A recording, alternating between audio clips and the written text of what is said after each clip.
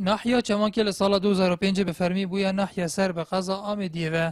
دنها ده هجمارا کنجیم پتر اج 5000 کسا لوکا ولاتین وی دبیجن او بنگه ساخلمی لناحیه لگور نجوان وی نین و تن دوام تاکو نیورویا و هر دماتو پشتی وی دمی پی تی وی به نوجداری بوی دبیت قصد دو که یان آمدیه بکی و دو خازن لدم ایواری جی نوجداره که تایبت هبید بالنسبة للدكتورات خدي ما تشد دكتور فيرانينا ما هي حتى ساعات اي زرتر منينا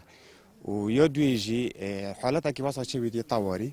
منطقة كو يعني يو وكي بجنيو دار ويا حتى جينا اوميديه ون حتى جينا دو كي ناشر او جينا خوش دادتن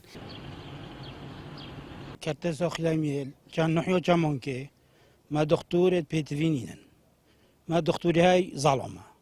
ما دكتوري هاي جنك نينا جنك ده شو شتا دكتوري يظلم واكيد يجي دكتوري خفر شافي نينا هو بس الرجاء هاي او الرجاء حتى ساعات ايك دو وخلاص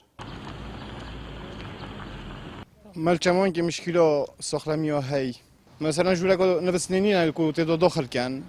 خاصة خونك واسونيا يو داخل كنينا دكتورة كي دونوي نينا كو يخوجه بيتن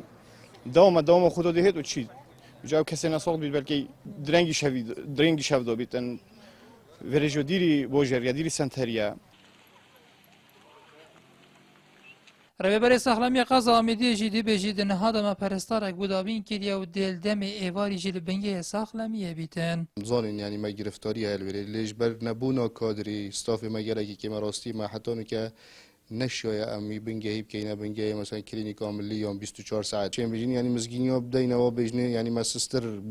بو پیدا کردیا و دی بردام لوری کار کردن تو مال خودی این دوری و خوشبختانه یعنی واجی بواجی بومجی یعنی راستی کیف ما گلک کاری هاتی ناحیه چمانکه که ناحیه دیرج سنتر پاریزگه قضایه